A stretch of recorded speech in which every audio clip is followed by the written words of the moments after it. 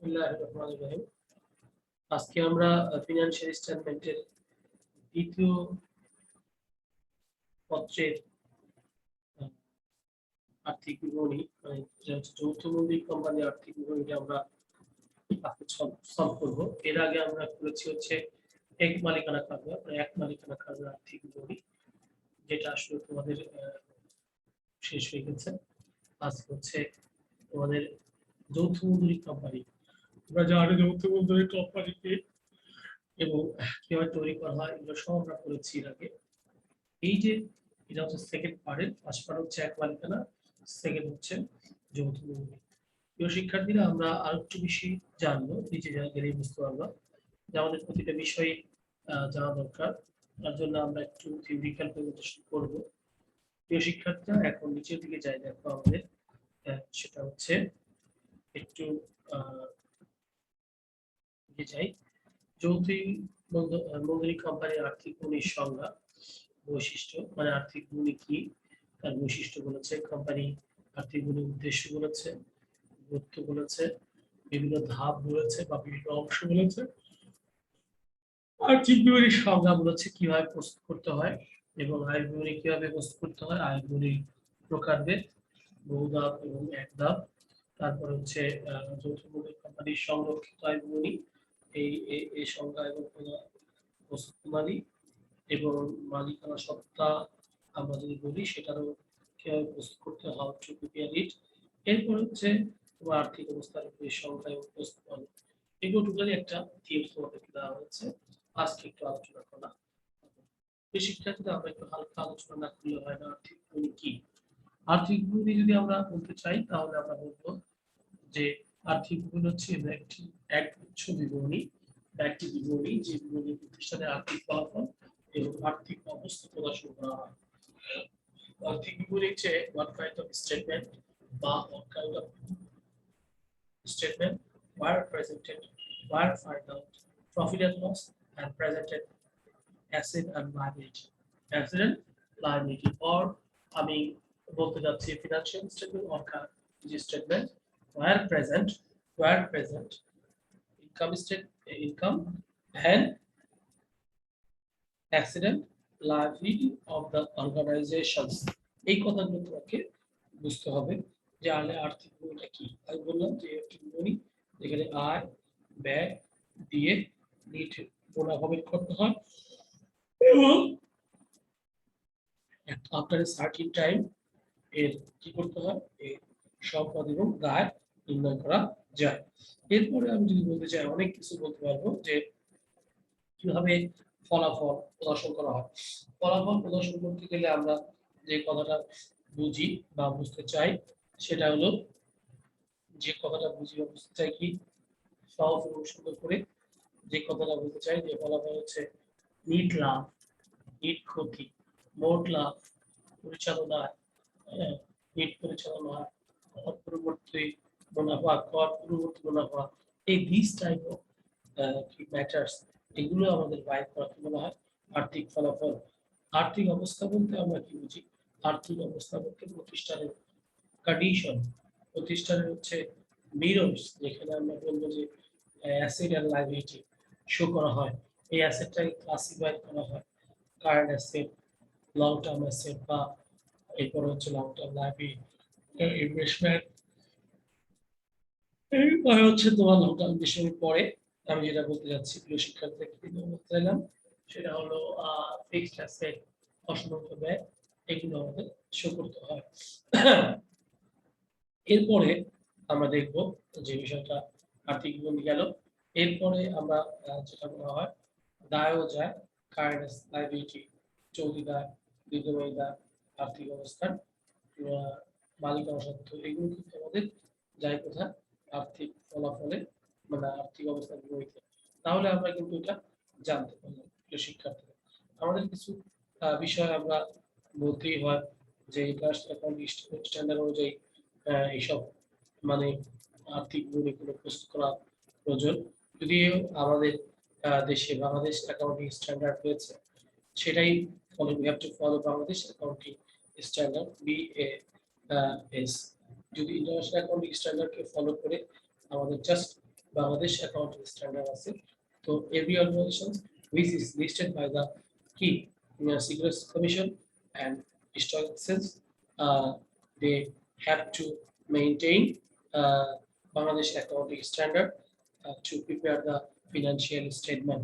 Okay, এখন আমি যেটা বোঝাচ্ছি যে এর বৈশিষ্ট্যগুলো কি first of feature how many features of financial statement. First of all we have to say আমাকে বলতে হচ্ছে যে সকল প্রতিষ্ঠান যেহেতু ব্যবসায়িক প্রতিষ্ঠান একটি নির্দিষ্ট সময় পর পর একটি নির্দিষ্ট সময় পর পর আর্থিক ফলাফল এবং আর্থিক অবস্থা জানতে চায় কারণ হচ্ছে আর্থিক ফলাফল ছাড়া without financial informations a business cannot move কি সিঙ্গেল টাইমস এটা সময়ও চলতে পারবে না বিএস রান করে on depend on the financial condition financial informations এই financial condition কি মানে what is profit what is not how many profit how many loss are earning in that period এই যে পিরিয়ড বলছে এই this or that period এই সেই যে পিরিয়ডগুলো আছে এই পিরিয়ডে কি পরিমাণ প্রফিট হয়েছে তাহলে we have to find out by the financial statement. So আমি বলতে চাচ্ছি যে আর্থিক অবস্থাও ঠিক একই after certain times মানে organization have to prepare a financial position by key showing asset and liability. In this case I want to say let's say যে এখানে আমরা বলতে পারি যে আমাদের এখানে একটা বিষয় ফলো করতে হবে যেটা of course this one is the joint stock company partnership and single tradership or sole tradership is different from the joint stock company but আমাদেরকে অবশ্যই of course we have to prepare কি হচ্ছে comparison statement and also financial statement financial position আমাদেরকে financial position এবং আর্থিক অবস্থান comparison তারপর হচ্ছে বিষয়াবলী করতে হয় এটা হচ্ছে আমার ফার্স্ট যে ফিচার সেটা বললাম এছাড়া আমাদেরকে সেকেন্ড অফ অল আমাদেরকে ফলো করতে have to মানে follows to prepare the financial statement in Company Act 1994 2020 amendment 2020 Securities Commission 2018 banking law 1991 insurance law এগুলো কিন্তু আমাদের মানতে হয় আমরা একটা কথা মনে রাখতে পারি যে আমাদের 1994 এ আমরা জানি 83 সেকশন এফ এ আমরা একটা ফর্ম আছে বাট যদিও এটা আছে আমাদের কিন্তু সেটা এখন কম ফলো করি আমাকে ফলো করতে হয় সিকিউরিটিজ কমিশনের 2018 ফিনান্সিয়াল স্টেটমেন্ট গুলো হ্যাঁ ওখানে লাভ লোক ছিল বৃত্তপত্র ছিল সেটা কিন্তু আমরা ক্রমান্বয়ে বাদ দিতে পেরেছি আমরা কি করতে এখন আর্থিক অবস্থা বিভিন্ন আর্থিক ফলাফল বিষয় বিবরণী এগুলো সমস্ত বিবরণী আমাকে করতে হচ্ছে যদিও 1994 এ এই বিষয়গুলো প্রতি উল্লেখ নেই আমাকে মানে আমাদেরকে we have to follow the rules of Securities Commission and Securities Commission law and IFRS and also BAS Bangladesh accounting standard তো শিক্ষার্থীরা আমাদেরকে আরেকটা বিষয় মনে রাখতে হবে যে আমাদের কোম্পানি গঠন করার পরেই আমাদের কিন্তু 12 মাস এবং ফার্স্টলি 18 মাসের মধ্যে আমাদেরকে এই কি বলা হয় ফিনান্সিয়াল স্টেটমেন্ট তৈরি করতে হয় এবং এটা অবশ্যই একটা নিরীক্ষক দ্বারা which is the certified chartered accountant দ্বারা প্র্যাকটিসিং চার্টার্ড অ্যাকাউন্টেন্ট দ্বারা আমাদেরকে অবশ্যই অডিট করে নিতে হয় এবং অ্যানুয়াল জেনারেল মিটিং এ আমাকে পেশ করতে হয় প্রিয় শিক্ষার্থীরা এরপর যেটা বলেছে আমাদের ব্যবসায়িক কোম্পানির আর্থিক বিবরণীর অংশ হিসেবে বিষাদায়ী বিবরণী রক্ষিত বিবরণী আর্থিক অবস্থা তৈরি করতে হয় আমি এগুলো বলেছি তবে উৎপাদনকারী প্রতিষ্ঠান যেখানে আছে ম্যানুফ্যাকচারিং কোম্পানি দ্যাট টাইম আমাদেরকে আরো কিছু এক্সট্রা করা হতে পারে উৎপাদন ব্যয় বিবরণী আমাদের যদি ম্যানুফ্যাকচারিং কোম্পানি থাকে তাহলে কিন্তু আমরা উৎপাদন ব্যয় বিবরণী করে থাকি প্রিয় শিক্ষার্থীরা, আমাদেরকে এই বিষয়টা কিন্তু খেয়াল রাখতে হবে। ঠিক আছে, আমরা ক্লাসে তো আমাদের এই বিষয়গুলো আমাদেরকে খেয়াল রাখছে যে আমরা সাধারণত ট্রেডিং বা অর্গানাইজেশনগুলোতে বা আমরা সাধারণত কোম্পানিগুলোতে আমাদের তিনটা বিষয় ফলো করি, বাট এক্সট্রা একটা ফলো করি ম্যানুফ্যাকচারিং ফার্ম, এটা ম্যানুফ্যাকচারিং কোম্পানিতে এটা আমাদেরকে লাভ প্রতি সঠিক একটা ধারণা দেয়, কনসেপ্ট দেয়। এই যে আমাদের বলছে যে আসলে অ্যাকচুয়ালি লাভ কত লস কত আমাদের সঠিক কনসেপ্ট দিয়ে দিচ্ছে। আর্থিক অবস্থা বিবরণী তৈরি করা হয়, এটা হচ্ছে হিসাব বিজ্ঞানের একটা ধাপ, কি সপ্তম ধাপ বলা হয়। এটা অবশ্যই ম্যানুয়ালি একটা কোম্পানি প্রতিষ্ঠা হলেই তাকে অবশ্যই এটা করতে হবে, অবশ্যই এটা করতে হবে। বুঝতে আমাদের ক্লাসে বুঝতে হবে না,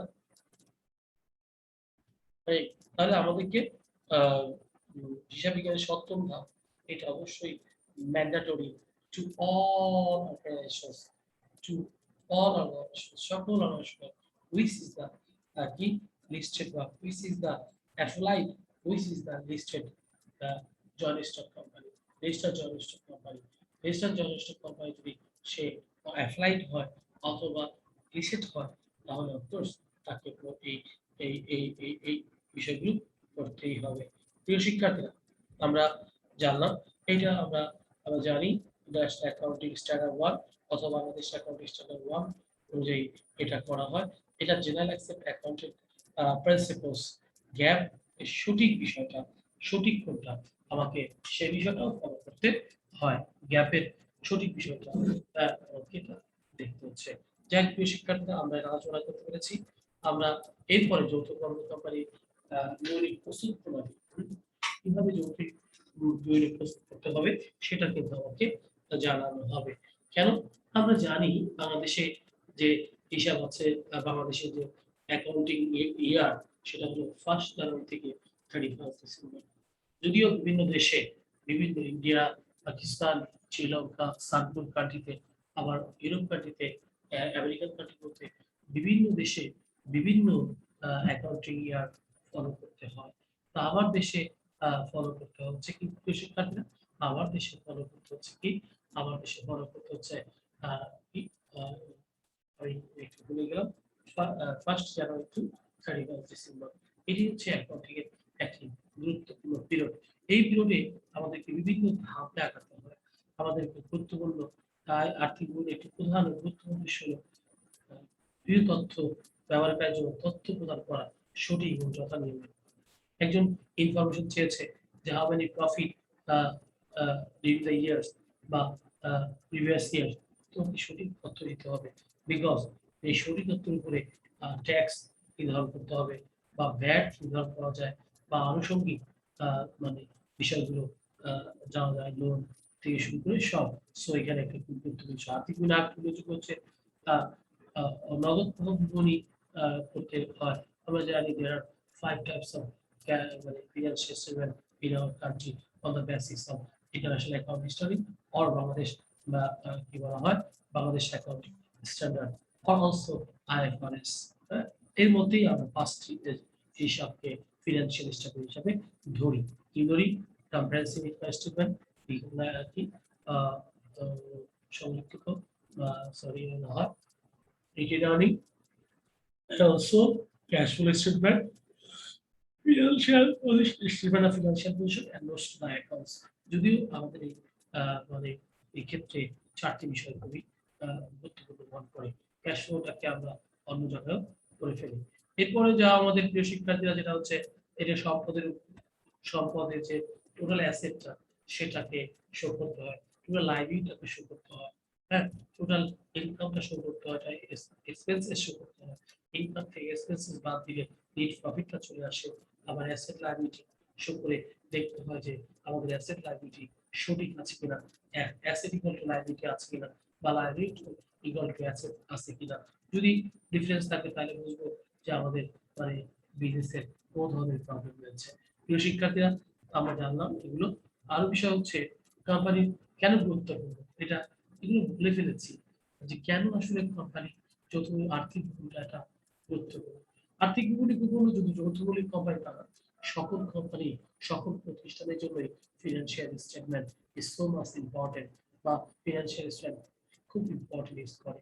এই যে আর্থিক ফলাফল বা কি বলে আর্থিক বিবরণী থেকে আমরা জানি যে কেন ইম্পর্টেন্ট, কেন আমরা জানি যে সকল ইনফরমেশনরা আমাদের দুটো গ্রুপ ফলো করে, একটা হচ্ছে ইন্টারনাল গ্রুপ আর হচ্ছে এক্সটার্নাল গ্রুপ। ইন্টারনাল গ্রুপে আমরা কে জানি, আমরা জানি আমাদের মালিক, তারপরে এমপ্লয়ি, ম্যানেজমেন্ট, এগুলো হচ্ছে আমাদের internal group. Internal group. External group কে? গভর্নমেন্ট, অ্যাকাউন্টস পেয়েবল, মানে পেয়েবল মানে পাওনাদাররা, তারপর হচ্ছে বিভিন্ন এনজিও সংস্থা, which is interested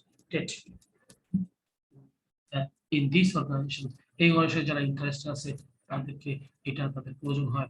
তারপরে আরো অনেক রিসার্চ অর্গানাইজেশন দরকার হতে পারে, ট্যাক্স অথরিটি দরকার হতে পারে, ভ্যাট অথরিটি দরকার হতে পারে, তাই না?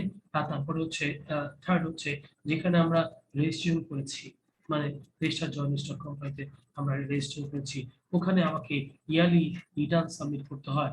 হ্যাঁ, এই রিটার্ন সাবমিট করতে হয়। আর কোম্পানি আইন অনুযায়ী কোম্পানিকে ট্যাক্স দেওয়ার ক্ষেত্রে অবশ্যই সার্টিফাইড চার্টার্ড অ্যাকাউন্টেন্ট দ্বারা অডিট করে তারপরে আমাদেরকে কি বলা হয়, এই ট্যাক্স ক্যালকুলেশন করে জমা দিতে হয়। এই যে সব ক্ষেত্রে আমাদের এই ফিনান্সিয়াল স্টেটমেন্ট ছাড়া সঠিকভাবে প্রফিট, অ্যাসেট, লায়াবিলিটি নির্ণয় করা সম্ভব হয় না। প্রিয় শিক্ষার্থীরা, তার জন্য আমি এটাকে খুব ইম্পর্টেন্ট ধরে নিচ্ছি। আমরা আর একটু বিষয় জানতে যাচ্ছি, সেটা হলো যে আমরা এগুলো বলে ফেলেছি, সব বলে ফেলেছি যে আসলে প্রতিষ্ঠান যদি একটি প্রতিষ্ঠান যদি তার প্রোডাক্টিভিটি ক্যাপাসিটি যখন বেড়ে যায়, তখন প্রতিষ্ঠান growing company, growing on company বলা হয়। প্রোডাক্টিভিটিটা কি? যে প্রতিষ্ঠানে যদি প্রফিট হয়, প্রতিষ্ঠানের ওনার বা ডিরেক্টর বা পরিচালক পরিষদ প্রতিষ্ঠান এক্সপানশনের চিন্তা করে, বিজনেস ডিভার্সিফিকেশনের চিন্তা করে। Business diversification. What is business diversification? What is business diversification? যখন তাদের প্রোডাক্ট লিস্টে বৈচিত্র্যকরণ করে। আমি যদি বলি বসুন্ধরা মালিক, বসুন্ধরা যে শুরু করেছিল, একটা জমি ল্যান্ড নিয়ে বিজনেস শুরু করেছিল, আজকে বসুন্ধরায় সকল ক্ষেত্রেই তাদের আটা, ময়দা, সুজি থেকে শুরু করে তারা সিমেন্ট, তারা অনেক দিকে গিয়েছে, অনেক দিকে গিয়েছে প্রিয় শিক্ষার্থীরা। তাহলে আমি বলতে পারি এই যে ডিভার্সিফিকেশন, 1 মিনিট চিন্তা করে দিতে পারো, স্কোয়ারে চিন্তা করতে পারো, এই যে বিষয়গুলো যখন পণ্যের মানে বেশি বেশি পণ্য নিয়ে আসে, বৈচিত্র্য নিয়ে আসে, তখন তোমার ডিভার্সিফিকেশন বলে। এটা শুধু প্রফিট হলেই সম্ভব। It is possible to carry, possible to develop for profit. প্রফিটের জন্যই সম্ভব, উইদাউট প্রফিট এটা কখনোই পসিবল না। সো এই প্রফিটটাকে যখন বের করতে চাও, প্রফিটটাকে ডিটারমিন করতে চাও, দ্যাট টাইম তোমাকে অবশ্যই অবশ্যই কি করতে হবে প্রিয় শিক্ষার্থীরা? ফিনান্সিয়াল স্টেটমেন্ট তৈরি করতে হবে। উইদাউট ফিনান্সিয়াল স্টেটমেন্ট এটা সম্ভব না। আমি যদি বলতে চাই সরকার ভ্যাট চায়, সরকার ট্যাক্স চায়, বিভিন্ন শুল্ক হতে পারে, কি এক্সাইজ ডিউটি, সাপ্লিমেন্টারি ডিউটি হতে পারে, আরো কত ডিউটি আছে, এগুলো যদি দিতে হয়, অনেক সময় কোম্পানি ইনফরমেশন ইনফরমেশন চায়। কোম্পানি যদি কত টাকা রিজার্ভ করবে, কত টাকা ডিভিডেন্ড দিবে, তারপর হচ্ছে কত টাকা হচ্ছে তারা স্ট্র্যাটেজি রিজার্ভ করবে, এগুলো জানার জন্য আমাদের ফিনান্সিয়াল স্টেটমেন্ট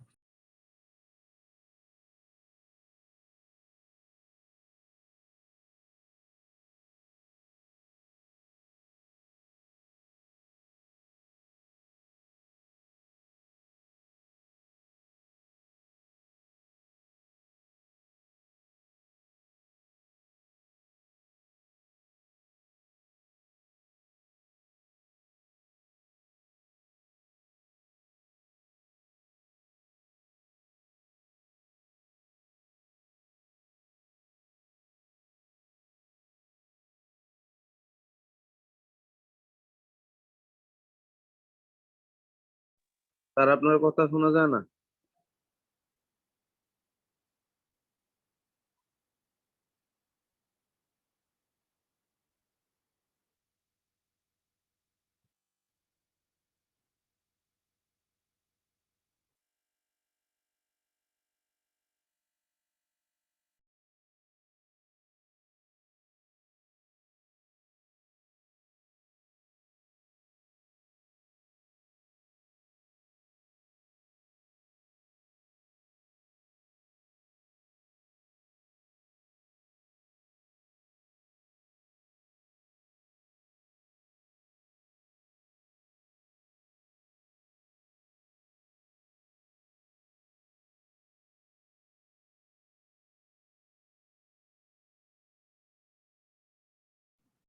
সাউন্ড শোনা যাচ্ছে? জি স্যার। যাই হোক বাবা, আমরা আসলে যে বিষয়গুলো আমরা তোমাদের সাথে এই, আমাদের একটু নেটে একটু ইয়ে হয়েছিল, ওই যে কি বলা হয়, পাড়ি দিয়েছিল, এই জন্য একটু সমস্যা হচ্ছে। যাই হোক, প্রিয় শিক্ষার্থীরা, আমরা যখন ব্যয় দিতে চাই, আমরা যখন ইনকাম ট্যাক্স দিতে চাই, আমরা যদি কোনো ডিউটি পে করতে চাই, মানে we want to pay tax that and duty to the proper authority, that time we have to pay prepare financial statement in every organizations which is listed by the joint stock company. So এইটা বিষয়গুলো আমি তোমাদের সামনে বললাম, এগুলো কিন্তু খেয়াল রাখতে হবে। এছাড়াও আমরা বলতে পারি আমাদের অর্গানাইজেশনস, যে কোনো অর্গানাইজেশনস, গভর্নমেন্ট যে কোনো সময় যে কোনো ইনফরমেশন চাইতে পারে। Government have authority, government have authority, authority আছে, সেই অথরিটি আছে, সেই পাওয়ার আছে। গভর্নমেন্ট যে কোনো প্রতিষ্ঠানে যে কোনো সময় কি করতে পারে, সিজ করতে পারে, যে কোনো সময় যে কোনো বিষয়ে চাইতে পারে। গভর্নমেন্টের এই অর্থ কি, এই পাওয়ার আছে। হ্যাঁ, তো সো এই যে চাইলে আমরা কিভাবে তাকে ইনফরমেশন দিব, সো এই জিনিসের কারণেই আমাদেরকে ফিনান্সিয়াল স্টেটমেন্ট তৈরি করতে হয়, প্রিয় শিক্ষার্থীরা। এই বিষয়গুলো আমাদেরকে মনে রাখতে হবে। আবার যদি আমরা জানতে চাই, কারণ আমাদের জানতে হয়, আমাদের জানতে হয় কি আমাদের প্রতিষ্ঠানের অ্যাসেটটা কত, কত আছে, চলতি অ্যাসেট কত আছে, কারেন্ট অ্যাসেট কত আছে, লং টার্ম ইনভেস্টমেন্ট কত আছে, ফিকটিশন অ্যাসেট কত আছে, মানে অলিক সম্পত্তি, অস্পষ্ট সম্পত্তি, ফিক্সড কত আছে, আমাদের কারেন্ট লায়াবিলিটি কত আছে, লং টার্ম লায়াবিলিটি কত আছে, ওনার সিকিউরিটি কত আছে, আমরা কি আসলে প্রফিট হতে পারে। প্রফিট হওয়াটা আসলে প্রতিষ্ঠানের জন্য যে একদম খুবই গুরুত্বপূর্ণ তা না। প্রতিষ্ঠান তো প্রফিট তো হবেই, এটা একটা কি ভার্নাবল ইস্যুস, বাট তার চেয়ে বড় ইস্যুস হচ্ছে প্রতিষ্ঠানের অ্যাসেট ঠিক আছে কিনা। প্রতিষ্ঠানের অ্যাসেট ঠিক আছে কিনা, যে অ্যাসেট নিয়ে আমরা অ্যাসেটের সাথে লায়াবিলিটি কতটুকু আছে। সাপোজ আমি একটা অ্যাসেট, আমার অ্যাসেট আছে 10 লাখ, লায়াবিলিটি 10 লাখ, আমার তো আসলে ইকুয়াল 1:1, তাহলে আমি বলতে পারি না যে আমার প্রতিষ্ঠানটা খুব বেশি কি সাস্টেনেবল, খুব ভালো, বলতে পারছি না। সো আমাদেরকে অ্যাসেটের চিন্তা করতে হবে, লায়াবিলিটি চিন্তা করতে হবে, এখানে আবার টার্ম চিন্তা করতে হবে, লং টার্ম, শর্ট টার্ম, কোনটা আসলে বিষয়গুলো বুঝতে হবে। এগুলোর জন্য আমাদের ফিনান্সিয়াল স্টেটমেন্ট দরকার। ঠিক আছে? আবার আমি বলছিলাম তোমাদেরকে, তোমরা শুনতে পাচ্ছিলাম যে আমরা কতটুকু ফান্ডে দিব, কতটুকু আমরা ট্রান্সফার করব, কত ডিভিডেন্ড দিব, এটা কিন্তু সম্ভব একমাত্র আমাদের কিসের সম্ভব, আমাদের একমাত্র এই ফিনান্সিয়াল স্টেটমেন্ট দরকার। আমাদের কতটুকু দরকার, কি বলা হয়, ক্যাশ দরকার, কতটুকু ইনফ্লো করেছি, কতটুকু আউটফ্লো করেছি, কতটুকু নিট অ্যাসেট আছে বা নিট ক্যাশ আছে, এটাও কিন্তু ফিনান্সিয়াল স্টেটমেন্ট ছাড়া আমরা possibilities not possible to generate financial statement. এটা প্রিয় শিক্ষার্থীরা, আমি কিন্তু এটা তোমাদেরকে বুঝতে পেরেছি। যৌথ কোম্পানির আর্থিক বিবরণীর বিভিন্ন অংশ, এটা আমি বলেছি, বিষয়দায়ী বিবরণী, মালিকানা, আর্থিক অবস্থা বিবরণী, এবং কি আর্থিক বিবরণী, এবং বলেছি যে এটা এক মালিকানা কারবার ক্ষেত্রে মালিকানা, আর যখন আমি কোম্পানি যাব তখন রিটেন আর্নিং, মানে সংরক্ষিত আয় বিবরণী। এগুলো আমাদেরকে বলা হয়েছে বিষয়দায়ী বিবরণীতে কি হচ্ছে, বিষয়দায়ী বিবরণীতে মুনাফা বা ক্ষতি নির্ণয় করা হচ্ছে, আর মালিক জবাবদায় বিপরীতে মালিকের কি পাওনা, মালিক কি পরিমাণ দায়, মানে মালিক কোম্পানি নিকট কি পরিমাণ পায়, অথবা কোম্পানি মালিকের কি দায় আছে, এই সকল ইনফরমেশন এই আমাদেরকে মালিকানা সত্তা বিবরণীতে দিতে হচ্ছে। এরপর আর্থিক অবস্থা বিবরণীতে আমি বলেছি প্রতিষ্ঠানের অ্যাসেট এবং লাইবিলিটিটাকে কি বলা হয়, নির্ণয় করা হয়, যে কতটুকু অ্যাসেট আছে, কতটুকু লাইবিলিটি আছে, কতটুকু লং টার্ম আছে, কতটুকু শর্ট টার্ম আছে, এই যাবতীয় তথ্য কিন্তু আমাদের এই ফিনান্সিয়াল পজিশন দ্বারা জানা যায়।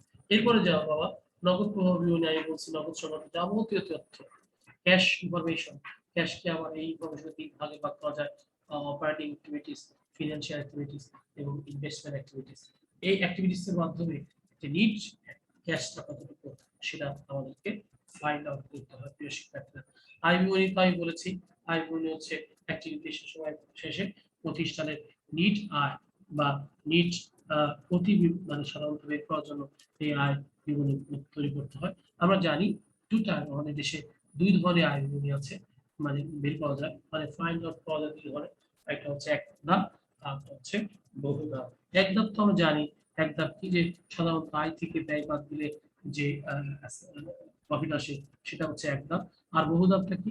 বহু ধাপ হচ্ছে প্রিয় শিক্ষার্থী একটা কথা মনে রাখো, যে অ্যাসেট মানে বহু ধাপ হচ্ছে মানে বহু ধাপ একটা কথা তোমাকে অবশ্যই খেয়াল রাখতে হবে। বহু ধাপটা কি? বহু ধাপ হচ্ছে মাল্টি স্টেপ। মাল্টি স্টেপটা কি?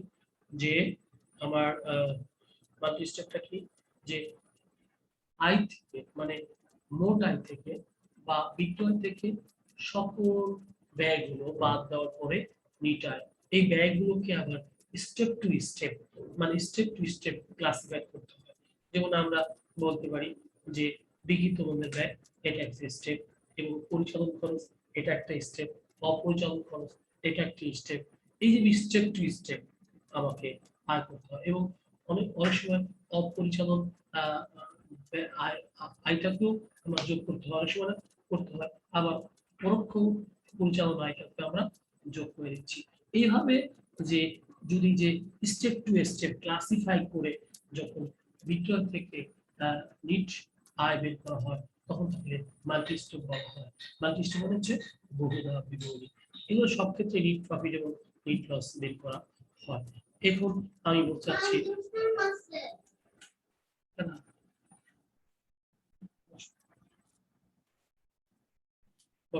তারপর হচ্ছে এক ধাপ বিশিষ্ট হচ্ছে যে আয় বিবৃতি মাত্র একটি ধাপের মধ্যে সরাসরি আয় থেকে ব্যয় বাদ দিলে মোট আয় নির্ণয় করা হয়, তখন তাকে বলা হয়, তখন আপনার এই যে বসো,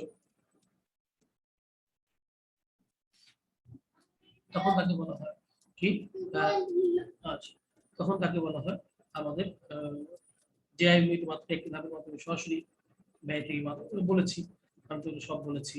এবং এখানে দেওয়া আছে একটা বিষয় আয় সমূহ, দেখো নিচে প্রাপ্ত ভাড়া, ভাড়া, বিনিয়োগের সুদ, অন্যান্য প্রাপ্ত সুদ, প্রাপ্ত কমিশন, প্রাপ্ত বার্তা, অন্যান্য আয় বিবিধ, এগুলো সব কিন্তু আয়। আর এখান থেকে যখন ব্যয় সমূহ বাদ দিতে হবে, বেতন, ভাড়া, সাপ্লাইজ খরচ, বিমা খরচ, বিজ্ঞাপন, অব্যবহৃত খরচ। আবার সাউন্ড ক্লাস আছে, সাউন্ড কোনো ক্লাস নিচ্ছি। তারপরে হচ্ছে আমাদের এগুলো হচ্ছে আমাদেরকে মনে রাখতে হবে, যেগুলো আমাদের কি খরচ, এগুলো বাদ দিতে হবে, বাদ দেওয়ার পরে তাহলে তাই। এরপর হচ্ছে বহুধাপ বিশিষ্ট বলছি আমি। বহুধাপ হচ্ছে যে আয় থেকে ব্যয় বাদ দিয়ে রিটায় বের করতে হয়। এক্ষেত্রে আমাদেরকে মানে অনেক মানে লাস্ট কি আমাকে অনেক স্টেপ ফলো করতে হয়। অনেকগুলো স্টেপ মধ্যে আমি বলেছিলাম বিগত মনের ব্যয় স্টেপ, পরিচালন খরচ স্টেপ, অপরিচালন খরচ স্টেপ, অপরিচালন আয় স্টেপ, এই স্টেপগুলো আমাকে ফলো করতে হয়। তারপর হচ্ছে আমাদের মোট আয় বের হয় এক সময় মোট আয়, আচ্ছা, তো মোট আয় বের করতে হয়, নিট পরিচালনা বের করতে হয়, কর পরবর্তী নিট আয়, কর পরবর্তী এগুলো কিন্তু তোমাকে বের করতে হয়। এগুলো আমাকে কিন্তু বারবার মানে যে আয়গুলিতে একাধিক ধারার মাধ্যমে আয় থেকে ব্যয় বাদ দিয়ে নিট মুনাফা বা ক্ষতি এগুলোকে মূলধন বলা হয়। এই সাধারণত ক্রয় বিক্রয় প্রতিষ্ঠান ক্ষেত্রে হয়, আবার উৎপাদনকারী প্রতিষ্ঠান হতে পারে। তো এইখানে বহুধাপের ক্ষেত্রে মোট আয়, নিট পরিচালনা এবং নিট মুনাফা তিনটি স্টেপ ফলো করতে হয়। এই দেখো মোট আয়, নিট পরিচালন এবং নিট মুনাফা তিনটি স্টেপ ফলো করতে হয়, আমি বলেছিলাম। এরপর একটা শর্ত এখানে তুলে ধরা হচ্ছে, আমি কথাগুলো বলেছি এর আগে।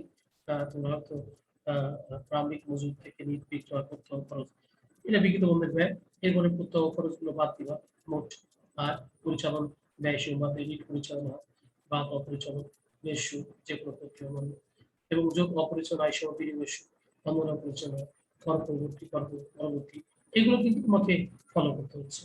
এগুলো হচ্ছে তুমি জানো, এর আগে আমি বলেছি যে কোম্পানি সংরক্ষিত আয় বিবরণী, সংরক্ষণটা কি আসলে, যে যে বিবরণীর মাধ্যমে মোট সংরক্ষিত মুনাফা বন্টন করা তাকে সংরক্ষিত, আসলে সংরক্ষিত এইভাবে যেখানে লেখা হয়েছে এর চেয়ে একটি স্ট্যান্ডার্ড ভার্সন হচ্ছে আমি মনে করছি যে প্রতিষ্ঠানের অর্জিত যে মুনাফা, সেই অর্জিত মুনাফা থেকে প্রত্যাশিত ফান্ড গুলোর সাথে ট্রান্সফার করে যে টাকাটা থেকে যায়, যে টাকাটা প্রতিষ্ঠানে রাখা হয়, যে টাকাটা প্রিজার্ভ করা হয়, সেটাকে বলা হয় সংরক্ষিত আয় বিবরণী। প্রিয় শিক্ষার্থীরা, এটা হচ্ছে সহজ কথা, যে আমাদের অর্জিত মুনাফা লাস্ট ইয়ারের কিছু সংরক্ষণ থাকে, আর কারেন্ট ইয়ারের প্রফিট, এই দুইটা কম্বিনেশন করে যদি প্রতিষ্ঠানটা হচ্ছে চলমান প্রতিষ্ঠান হয়, চলমান প্রতিষ্ঠান হলে আমরা কিন্তু প্রতি বছরই সংরক্ষিত আয় বিবরণী করি এবং একটি নির্দিষ্ট সময় সংরক্ষিত বিবরণী করার সাথে সাথে